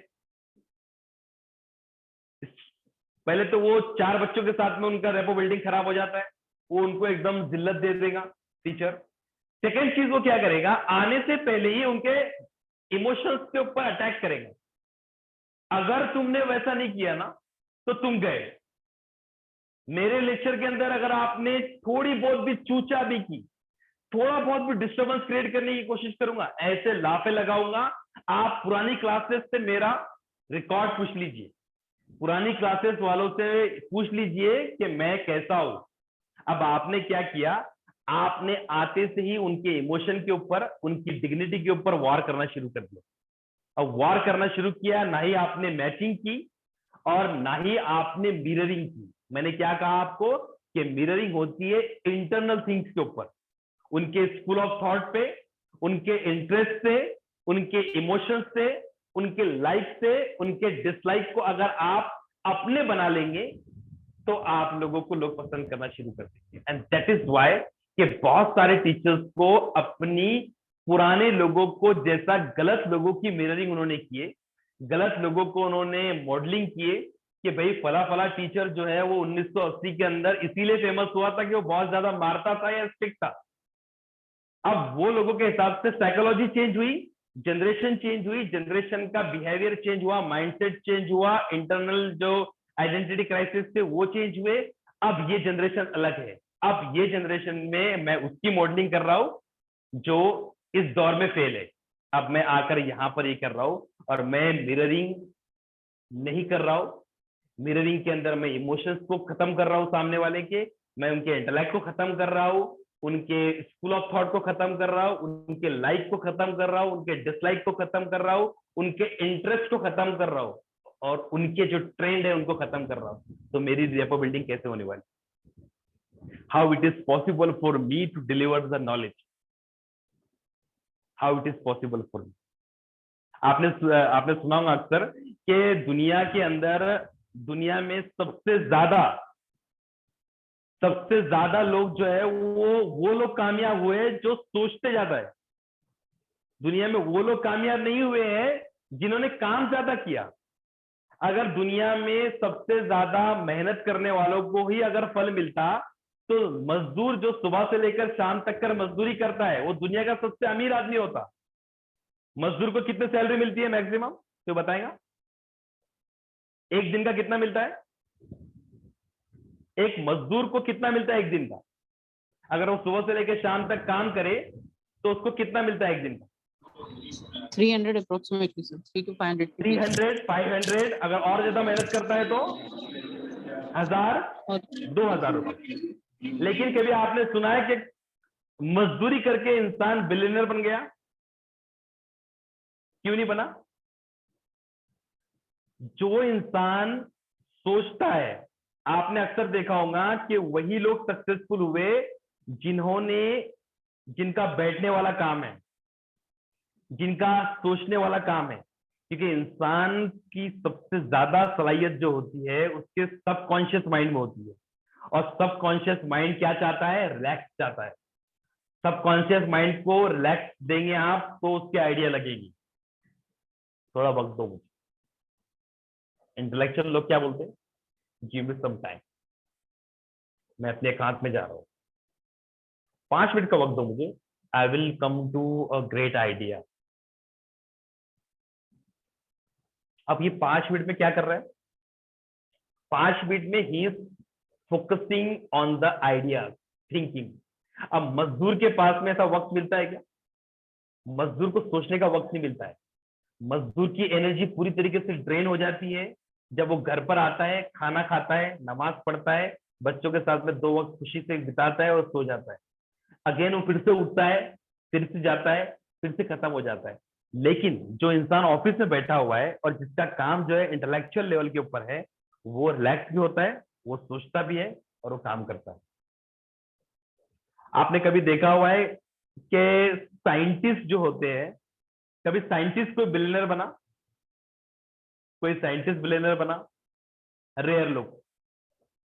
हालांकि उनके ही पैटर्न की वजह से सामने वाला जो एंटरप्रेन्योर है, वो एंटरप्रेन्योर उनके पैटर्न के ऊपर पैसा लगाया, उनके पैटर्न के ऊपर पैसा लगाने के बाद में उसके ऊपर सोचा, फिक्र किया, और फिक्र करने के लिए उसके पास में क्या चाहिए? उसके पास में हाई इंटेलेक्ट नहीं चाहिए, उसके पास में वक्त चाहिए। इसलिए दुनिया में आपने देखा होगा कि ऑलवेज एवरेज पीपल रॉक करते हैं। आप मार्क जुकरबर्ग की एग्जांपल ले लो, हार्वर्ड यूनिवर्सिटी से पढ़ा हुआ है, ड्रॉप आउट है। बिल गेट्स की बात ले लो, ड्रॉप आउट है। उस तरीके से जितने लोग आप देखेंगे कि ड्रॉप आउट है या वो अपनी जिंदगी में एवरेज थे। आपने कभी देखा है कि कोई साइंटिस्ट जो है किसी कंट्री का लीडर बन गया बड़ा? कभी सुना है आपने? बहुत रेयर होता है। अपने यहाँ पर बना था, लेकिन हमारे यहाँ पर जो है प्रेसिडेंट की पोस्ट जो है वो इतनी ज्यादा एक्टिव नहीं है। हमारे यहाँ पर एपीजे कलाम साहब बने थे, लेकिन उमूमी तौर पर वो इंसान ने क्या किया, अपना जो थिंकिंग है पूरा पूरा कहाँ लगाया, किसी साइंटिफिक इन्वेंशन के ऊपर, डिस्कवरी के ऊपर। लेकिन जो एवरेज लोग थे उन्होंने क्या किए, उन्होंने सोचे आइडियाज के ऊपर। दुनिया तरक्की किस पे करती है? आइडियाज पे करती है। दुनिया किसके ऊपर तरक्की करती है? कम्युनिकेशन के ऊपर करती है, कन्विंसिंग के ऊपर करती है। जो आइडियाज देगा, जो आइडियाज देगा कि भाई सबका साथ सबका विकास। Actually it was an idea. The idea itself shows that कि it has a huge vision. एक बहुत बड़ा विजन है इसके अंदर कि भाई सबका साथ सबका विकास। ये किसी ने दिया? किसी लीडर ने दिया। वो लीडर जो था कोई बहुत ज्यादा इंटेलेक्चुअली हाई साइंटिस्ट वगैरह नहीं था, बहुत ज्यादा ज़हीन इंसान नहीं था। वो कौन था? एक एवरेज इंसान। एक एवरेज इंसान, then he become a good great leader, और बड़े लीडरों के अंदर उसका शुमार हो गया। वो पता नहीं, हम उसके ऊपर नहीं जाते कि वो सही है या गलत है, या मैं किसकी बात कर रहा हूँ या किसकी नहीं कर रहा हूँ, हम उसके ऊपर नहीं जाते। लेकिन मैं बता रहा हूँ दुनिया में आपको कि ये क्या हुआ कि लोग जब सामने वाले की थिंकिंग पे काम करने की कोशिश करते हैं, क्योंकि अगर लोग क्या सोचेंगे, लोग कैसे रिएक्ट करेंगे, उसके ऊपर आइडियाज के ऊपर काम करते हैं, तो वो लोग क्या करते हैं, एक्चुअली में मिररिंग करके आते हैं, प्रैक्टिस करके आते हैं। प्रैक्टिस करने के बाद में फिर वो मैदान में उतरते हैं। इसीलिए जो है कि आपने अक्सर देखा होगा कि मेहनत मजदूरी करने वाला इंसान, मेहनत करने वाला इंसान उस मुकाम पर नहीं पहुंच पाता, क्योंकि वो आइडियाज पे काम करना जानता ही नहीं। उसी तरीके से जब हम किसी से मिलने के लिए जा रहे हैं, किसी से कम्युनिकेशन करने के लिए जा रहे हैं, किसी से इंटरव्यू के लिए जा रहे हैं, तो we should be well prepared कि हमको टोन कैसी होनी चाहिए, हमारा लहजा कैसा होना चाहिए। सामने वाले से मैं बात कर रहा हूँ, तो सपोज अकील शाह सर से मैं बात करने के लिए जा रहा हूँ, तो अकील शाह सर का मैंने फोटो देख लिया, अकील शाह सर के की टोपी है, अकील शाह सर की दाढ़ी है, अकील शाह सर को मैं जानता हूँ, मैं फेसबुक के ऊपर उनको सर्च कर रहा हूँ, तो मुझे नेटिव प्लेस भी मिल गया उनका कि वो मालेगांव से ताल्लुक रखते हैं। मुझे उनका डोमेन भी मिल गया कि उन्होंने इलेक्ट्रॉनिक्स एंड टेलीकम्युनिकेशन से पीएचडी किए हुई है, डॉक्टर है, उन्होंने इस डोमेन पे काम किए हुए, वो ये स्कूल ऑफ थॉट के हैं, वो इस जमात से ताल्लुक रखते हैं, वो इस तरीके से ताल्लुक रखते हैं, उनके इंटरेस्ट ये है। उसके अलावा उन्होंने कभी कभी काउंसलिंग के लेक्चर्स अटेंड किए हुए, कभी कभी साइकोलॉजी के लेक्चर अटेंड किए हुए। तो these are my working and the thinking. अब मैं क्या करूंगा, ये सारे थिंकिंग के प्रोसेस को, सारे इमोशंस को क्या करूंगा, अपने आप को वैसा शो करने की कोशिश करूंगा, वैसा शो करने की कोशिश करूंगा। तो फिर इससे मैंने क्या किया, मैंने सामने वाले के इंटेलेक्ट के ऊपर, सामने वाले के जहन के ऊपर, सामने वाले के जज्बात के ऊपर, सामने वाले के इंटरेस्ट के ऊपर अनकॉन्शियसली क्या किया, उसको कॉपी करने की कोशिश किया। और कॉपी करने की कोशिश में क्या हुआ, मेरे से बातचीत निकली और सामने वाला बोल रहा है यस, ऐसे ही तो बंदा चाह रहा था, ऐसे ही तो बंदा चाह रहा था मैं। जो ये बात को समझे, मेरे दिमाग में यही चलने वाला था, मेरे जहन में यही चलने वाला था, मैं यही सोच रहा था कि सामने वाला कोई बंदा मिले मेरे को जो इस डायरेक्शन में सोचे, जो मेरे जैसा सोचे, जो मेरी सोच के बराबर अपनी सोच रखे, मेरे ख्यालात के हिसाब से अपने ख्यालात को रखे। और मैं यस, आ जाइए एहसान सर कल से जॉब के ऊपर, कल से आप हमारे यहाँ पर पर्टिकुलर डिपार्टमेंट के एचओडी है। That is actually because of the school of thought and that is the rapport building. अब इसके बाद में जो चीज होती है, वो चीज होती है आपकी, ये क्या हो गया, पेसिंग होगी। मिरर मैचिंग के जरिए मैंने क्या किया, पेस मिलाया, यानी आपका और मेरा नुक्ते नजर, मेरा जो देखने का नजरिया है और आपका देखने का नजरिया है, उसको मैंने क्या लाया, कॉमन पॉइंट पर लेकर आया।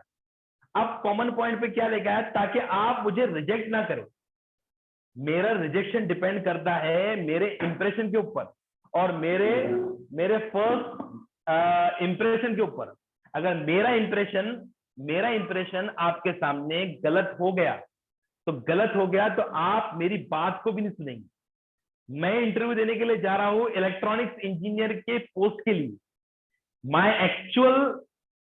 मेरा जो एक्चुअल जो प्रोफाइल है वो क्या है, वो इलेक्ट्रॉनिक्स एंड इंजीनियरिंग है। लेकिन इलेक्ट्रॉनिक्स एंड इंजीनियरिंग तक पहुंचने के लिए मेरे को इलेक्ट्रॉनिक्स इंजीनियरिंग के सवालात के जवाब देने से पहले I have to build a rapport with the interviewer के साथ में मेरा रेपो बिल्ड होना चाहिए। वो सामने वाले को मैं ट्रस्टवर्दी दिखना चाहिए, वो सामने वाले को मैं सेफ दिखना चाहिए। उसके लिए मैंने क्या किया, मैं पहले अच्छे से गया, मैंने अच्छे से ग्रीटिंग्स किया। ग्रीटिंग्स करने के बाद में मैं बोला कि गुड मॉर्निंग, गुड आफ्टरनून, और जैसे वो सामने वाले सर बैठे थे मैं उस हिसाब से उतने ही अदब के साथ में, उतने ही लहजे के साथ में, उतने ही मैचिंग करने के साथ में बैठ गया। That is matching. और मैचिंग के दौरान जब मैंने अपनी थोड़ी इंट्रोडक्शन देना शुरू किया, इंट्रोडक्शन के दौरान मैंने उसके स्कूल ऑफ थॉट को, उसके इमोशंस को, उसके लाइक डिसलाइक को, उसकी प्रीवियस लाइफ को, उसकी कंपनी में उसके कंट्रीब्यूशन को लेकर अपने इंट्रोडक्शन के अंदर हो सकता है कि मैंने उसको देने की कोशिश किया। तो मैंने रेपो बिल्डिंग के अंदर मिररिंग किया, उसके ख्यालात को मिररिंग करना मतलब सेम बनाने की कोशिश किया। Now I am ready to deliver the things and that things are readily available to directly go in his mind. और अब जो बोलूंगा मैं उसके साथ में वही होगा। आपने हिप्नोसिस सुना है कभी? हिप्नोसिस में क्या होता है, अब मैंने क्या किया, मैंने सबकॉन्शियस लेवल पर उसके कॉन्शियस माइंड को जो है धारदार कर दिया और सबकॉन्शियस लेवल पर उसको राजी कर लिया। अब सबकॉन्शियस लेवल पर राजी कर लिया तो उसका फायदा क्या होगा पता है? सबकॉन्शियस पर राजी करने से मैंने उसकी लॉजिकल और मल्टीपल क्यू या मल्टीपल वाई, बहुत सारे जो क्यू निकलते हैं ना, why you dress like this, why you having this kind of attitude, why you means came here, ये जो मल्टीपल क्यू निकलते हैं, बार बार क्यू निकलते हैं, मैंने उसको खत्म कर दिया। अब बहुत सारे लोग, आप ये भी सोच रहे होंगे कि बहुत सारे लोग बोलते हैं कि भाई आपने टाई की बात क्यों नहीं की, आपने कपड़ों की बात क्यों नहीं की है। कोई बोलेगा मुझे जवाब, मैंने क्यों कपड़ों की बात नहीं किया, क्यों टाई की बात नहीं किया? प्लीज, मैंने कपड़ों की बात और टाई की बात क्यों नहीं किया? रेपो बिल्डिंग के अंदर कपड़े पहनना भी तो बहुत जरूरी है। अच्छे सेकेंडरी है सर। क्यों सेकेंडरी है? सेकेंडरी नहीं है, बहुत जरूरी चीज है। अगर मैं टाई लगा कर नहीं जा रहा हूं, शेडिंग करके नहीं जा रहा हूं, देखो दुनिया में नॉलेज क्या होता है पता है आपको? जो बोलेगा नॉलेज कब तक नॉलेज है? नॉलेज कब तक नॉलेज है? आपके लिए एनएलपी कब तक नहीं है? आपके लिए आर्टिफिशियल इंटेलिजेंस कब तक नया है? जब तक आप उसके बारे में पूरी तरह से समझ नहीं जाते। एग्जैक्टली अगर आपको समझ में आ गया कि एनएलपी क्या है, उसके बाद में एनएलपी को आप उतनी इंपॉर्टेंस देंगे जितनी इंपॉर्टेंस आप दे रहे हैं? जी नहीं, उससे ज्यादा देंगे। उससे ज्यादा देंगे, या फिर हम लोग को पता चल जाएगा कि सामने वाला इसलिए कर रहा है। अभी हमको क्या पड़ रहा है कि जो चीज रिवील हो चुकी है, हमको मालूम है कि सबको पता चल गया है, मतलब टाई का सबको पता चल गया कि इंटरव्यू देने के लिए टाई का होना, आपके बेहतरीन फॉर्मल ड्रेस का होना, आपके फॉर्मल, अगर आप लेडीज है तो आपके रिस्पेक्टेड कपड़े होना, अगर जेंट्स है तो आपकी टाई होना, आपके फॉर्मल ड्रेस होना, ये सबको पता चल चुका है। तो we cannot talk on this. वो सामने वाला भी आपको इसको देखेगा नहीं, लेकिन बहुत सारे लोग इसके भी लेवल नीचे कर देते। मतलब आप इंटरव्यू के अंदर इतने फॉर्मल या इतने इनफॉर्मल बन गए कि मैं टी शर्ट के अंदर इंटरव्यू देने चला गया। आप लोगों ने देखा होगा अक्सर, अखिल शाह सर ये इंटरव्यू लेते हैं यहाँ पर, तो बहुत सारे लोग आ जाते हैं वैसे। यानी इतने इनफॉर्मल बनने के चक्कर में, इतने क्रिएटिव बनने के चक्कर में कि जो मिनिमम क्राइटेरिया है, जो सबको पता है, जो नॉलेज रिवील हो चुका है कि आपके कपड़े अच्छे होने चाहिए, उसको भी वो खत्म कर देते। फिर तो वो उनका रेपो तो पहले ही बिल्डर से खत्म हो जाता है।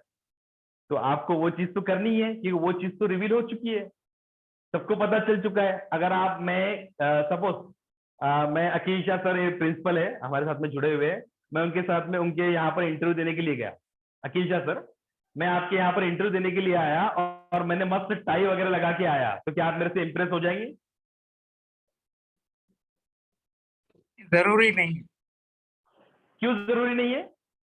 क्योंकि एक्सपेक्टेशन आपका पोटेंशियल देखना है। एग्जैक्टली एग्जैक्टली, क्योंकि उनको पता है कि भाई टाई टाई तो कोई भी लगा कर आ सकता है। सबको मालूम है कि इंटरव्यू के अंदर टाई लगा के आते हैं।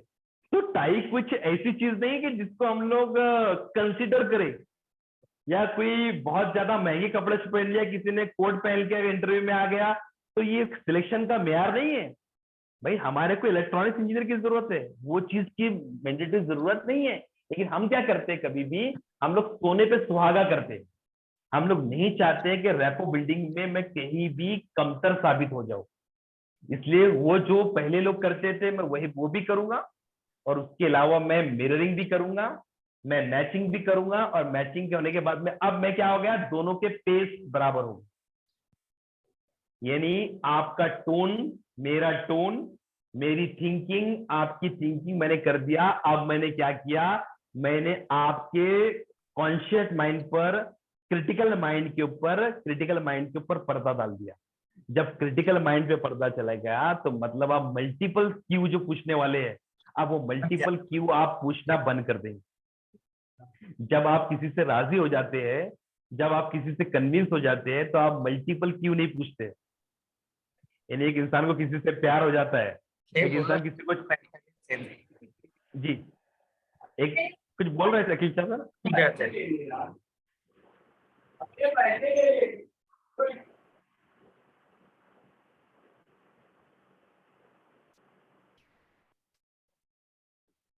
जो इंसान किसी के प्यार में गुम हो जाता है, या कुछ कभी कोई कमसिन लड़की किसी के प्यार में चली जाती है, या कोई लड़का किसी के प्यार में मुब्तला हो जाता है, तो हम लोग अक्सर बोलते हैं भाई आपने उसके अंदर क्या देखा। तो क्या देखा वो नहीं है, उसका जो रेपो बिल्डिंग था, जो उसका इंटरेक्शन था, उस वक्त वो इतना कन्विंस हो गया कि उसको उसकी बुराइयां नहीं दिखी। वो पर्टिकुलर लड़के में वो लड़की को बुराइयां नहीं दिखी, उसके रिलीजन में उसको बुराइयां नहीं दिखी, उसके अलग अलग चीजों में उसकी बुराइयां नहीं दिखी। वो इतनी मुतासिर हो गई उससे, वो इतना मुतासिर हो गया उससे कि वो कन्विंस हो गया, और कन्विंस होने के चक्कर में उसने क्या किया, गलती कर दी। अब बाद में उसको एहसास हो रहा है कभी कभी। तो जो मल्टीपल क्यों उसने पूछने चाहिए थे, अपने आप से जो सवाल करने चाहिए थे कि ये पर्टिकुलर लड़का कौन है, वो क्या करता है, वो कहाँ जाता है, वो कौन से मजहब से ताल्लुक रखता है, वो कौन सी कास्ट से ताल्लुक रखता है, वो क्यों आया यहाँ पर, वो मेरे पीछे क्यों लगा। ये मल्टीपल क्यू जो खत्म हो जाते हैं, क्योंकि रैपो बिल्डिंग इतनी जोरदार हो गई ना। वो लड़के ने भी, आपने देखा होगा कि क्या करते हैं वो लड़का उससे सवाल पूछ रहा है कि आपका पर्टिकुलर, मुझे आपका रिलीजन बहुत पसंद है, आपका आपका आपका मुझे पर्दा बहुत पसंद है। वो ऐसी बातें किया। अभी मैं सारी बातें यहाँ पर नहीं बोल सकता हूँ, ये बातें अक्सर अभी हर जगह रिपीट हो रही है। क्यों, क्या कर रहा है सामने वाला रैपो बिल्डिंग करने के लिए क्या कर रहा है कि मिररिंग करने की कोशिश कर रहा है, स्कूल ऑफ थॉट को पसंद कर रहा है पहले, कि व्हाई यू आर थिंकिंग। आप जो नमाज पढ़ती है, आप जो ये पर्दा करती है, आप जो इस तरीके से चलती है, ये बहुत अच्छा लगता है मुझे, ये मुझे भी सिखाओ। तो क्या हो रहा है, द रैपो बिल्डिंग के अंदर कन्विंसिंग जो हो रही है, उसका स्कूल ऑफ थॉट को वो रिस्पेक्ट देकर क्या कर रहा है, वो ये कह रहा है कि मेरा स्कूल ऑफ थॉट अलग है, फिर भी मैं आपके स्कूल ऑफ थॉट को रिस्पेक्ट दे रहा हूं। आपके स्कूल ऑफ थॉट को रिस्पेक्ट इसलिए दे रहा हूं क्योंकि मैं आपको कन्विंस करना चाहता हूं, आपके जैसा बनना चाहता हूं। आपके जैसा बनूंगा तो मैं आपको अपनी बात कहूंगा।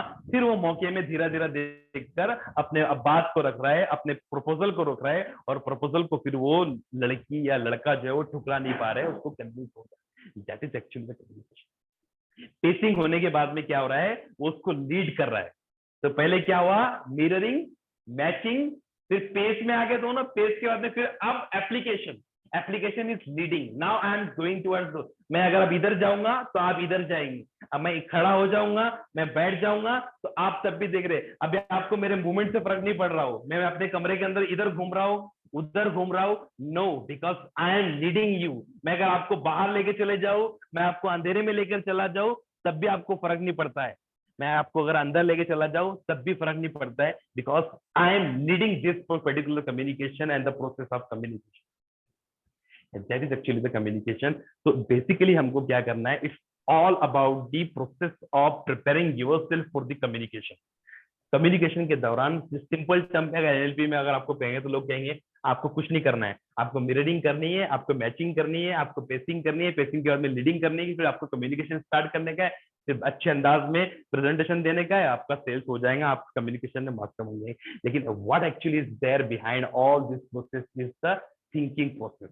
जितना बेहतरीन तरीके से आपका प्रिपरेशन होगा, जितना बेहतरीन तरीके से आप लोग प्रिपरेशन करके थिंकिंग करके सामने वाले को मिररिंग करने की कोशिश करेंगे, आपका कम्युनिकेशन अच्छा होगा, आपका रेपो बिल्डिंग अच्छा होगा। इसी तरीके से आप अलग अलग सेक्शन में इसका को अप्लाई कर सकते हैं, whether it is a classroom, whether it is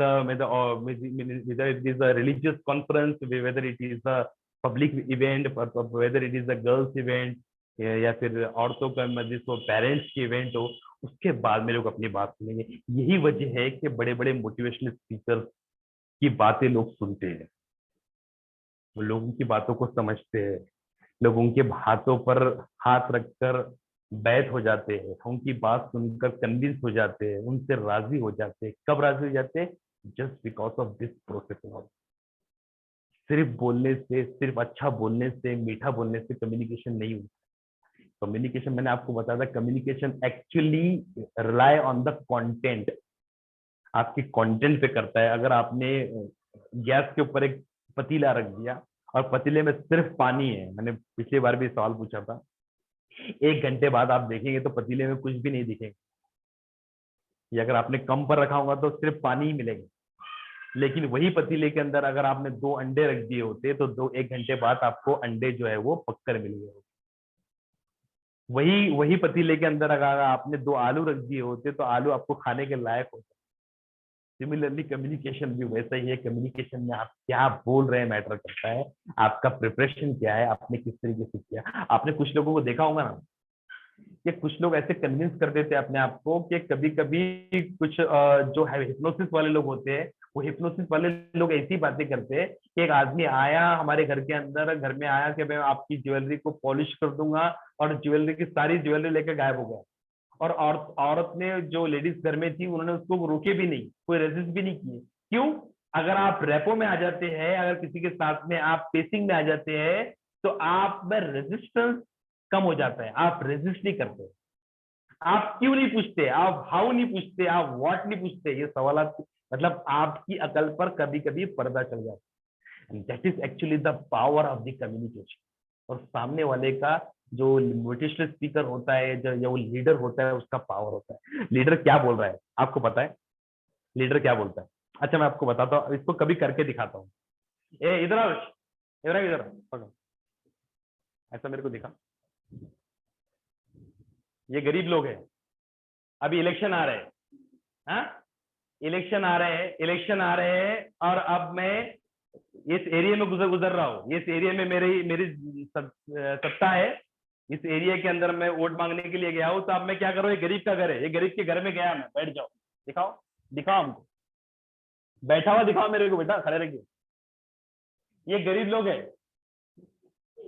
ये गरीब लोग है। अब ये गरीब लोग के घर में मैं बैठ गया और यहाँ पर इनके साथ में बैठ के खाना खा रहा हूँ।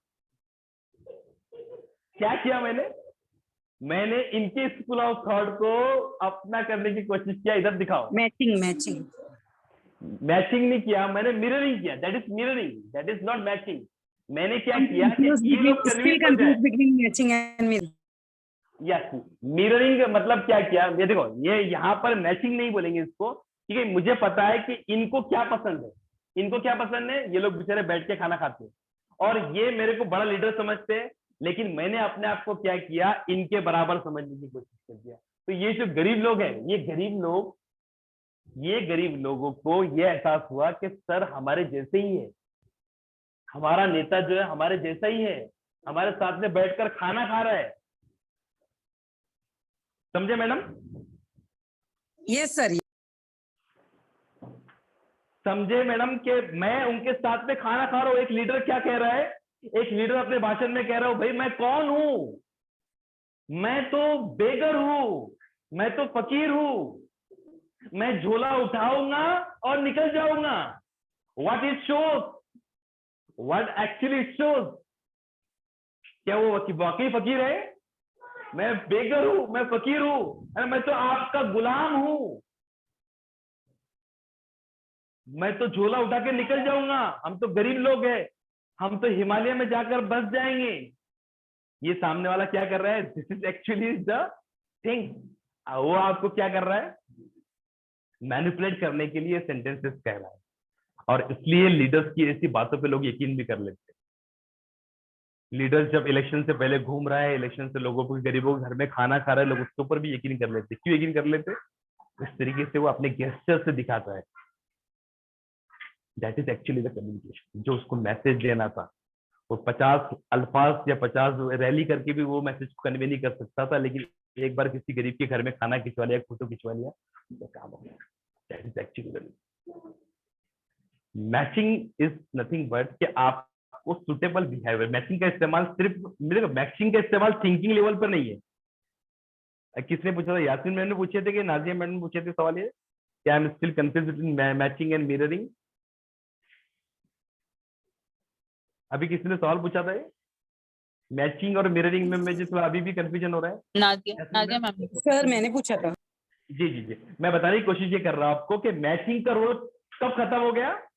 जब मैं कुर्सी पर बैठ गया, मैंने उसको थोड़ा बहुत कॉपी करने की कोशिश किया, कॉपी करने के चक्कर में जैसा उसका पैर था, मैंने उसके अगेंस्ट में पैर अपना रखा और उसको मैच करने की कोशिश किया और वो एनवायरनमेंट को सुटेबल बनाने के और फेवरेबल बनाने की कोशिश किया।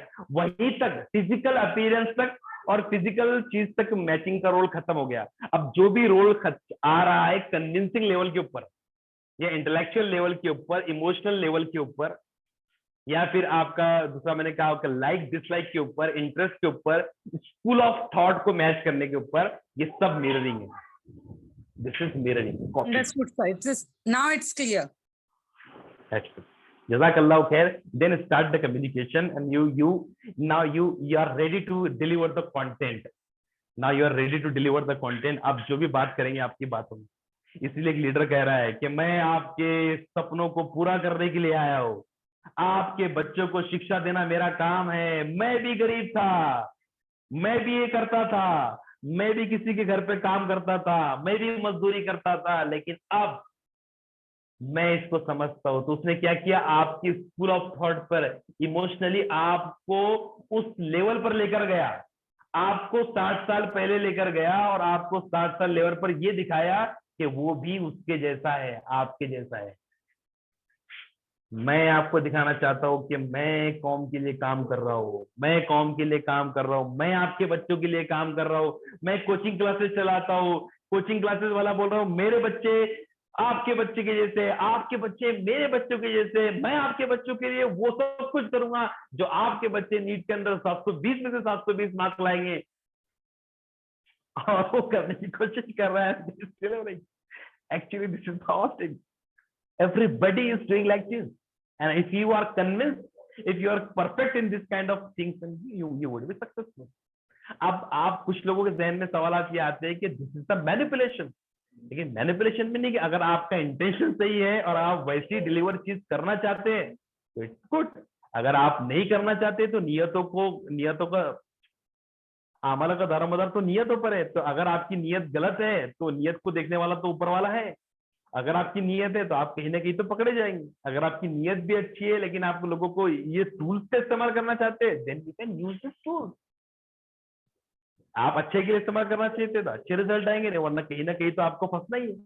अगर आप रियल में मैनिपुलेट कर रहे हैं, नेता लोग मैनिपुलेशन करते हैं, लीडर्स कभी कभी मैनिपुलेट करता है तो कहीं ना कहीं फंस जाता है। 5 साल तक हुकूमत रहती है, बाद में वही नेता जो है जेल के पीछे चला जाता है, वही नेता किसी करप्शन के कांड में फंस जाता है, वही लोग जो उसको बाद में अच्छा कहते थे बाद में उसको खराब कहना शुरू कर देते।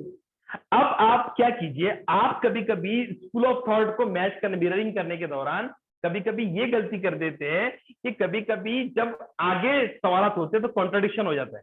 फॉर एग्जाम्पल, आपने क्या किया, आपने अच्छे से स्टडी नहीं किया और आपने सामने वाले को कह दिया कि भाई मेरे को पर्टिकुलर राइट विंग की जो पॉलिटिकल पार्टीज वो पसंद नहीं है। राइट विंग्स की पॉलिटिकल पार्टी मेरे को पसंद नहीं है, I am a secular person, मुझे सेकुलर इंसान पसंद है। कि आपको पता था कि अखिल शाह सर के पास जा रहा हूँ मैं, या फिर इफ्तिखार पटेल साहब के पास जा रहा हूँ, बहुत सी सेकुलर जहनियत के है, तो उनको ऐसा मुझे दिखाना है। अब बाद में जब दूसरा सवाल पूछा गया कि आपका फेवरेट सर आपका फेवरेट एंकर कौन है, तो आप बोल रहे हैं कि मेरा फेवरेट एंकर वो रिपब्लिकन टीवी वाला का एंकर का नाम क्या है?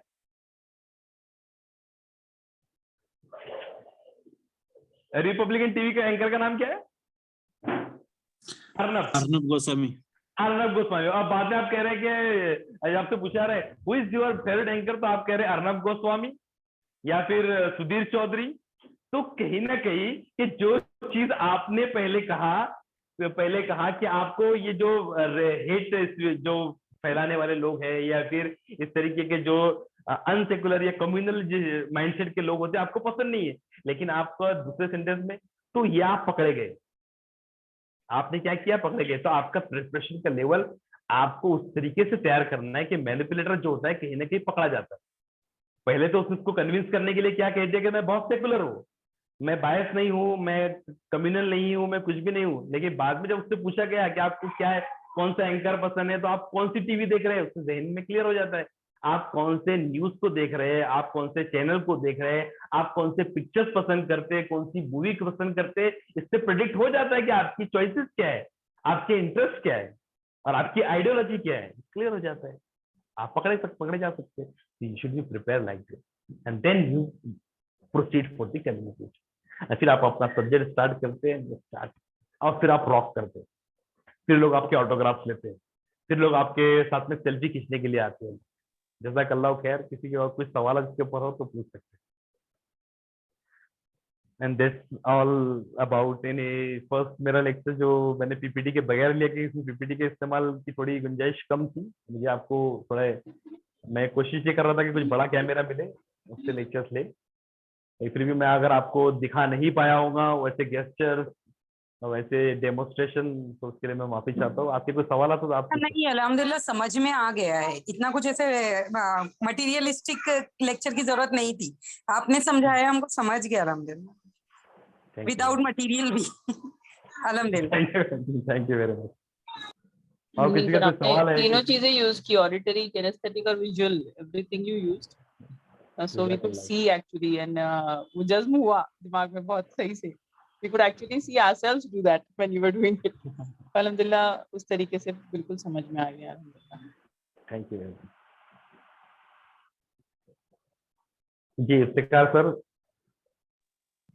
अकील शाह सर।